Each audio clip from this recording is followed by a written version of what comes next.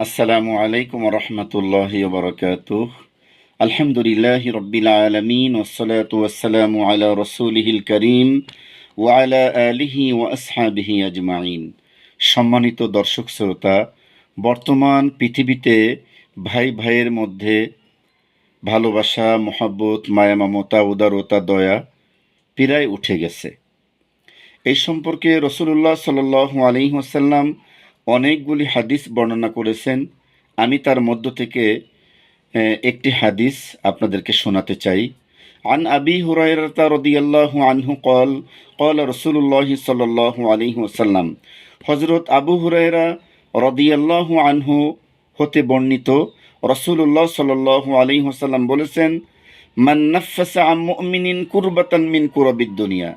যেই ব্যক্তি পৃথিবীতে কোনো মুসলমানের বিপদ মুসিবত দূর করে দিবেন, নাফাসাল্লাহু আনহু কুরবাতান মিন কুরাবি ইয়াউমিল কিয়ামা, কিয়ামতের ময়দানে আল্লাহ তাআলা তার বিপদ মুসিবত দূর করে দিবেন।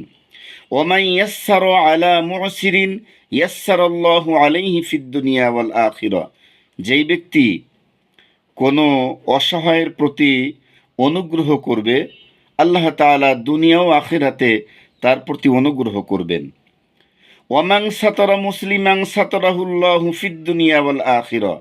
যেই ব্যক্তি কোনো মুসলমানের দোষ গোপন করবে, মানুষের কাছে বলে বেড়াবে না, আল্লাহ তাআলা কিয়ামতের দিন তার দোষ গোপন রাখবেন। ওয়াল্লাহু ফি আউনিল আবদি মা কানাল আবদু ফি আউনি আখিহি। যতক্ষণ পর্যন্ত বান্দা তার মুসলমান ভাইয়ের সাহায্যে লেগে থাকেন, আল্লাহ তাআলাও তার সাহায্যে লেগে থাকেন।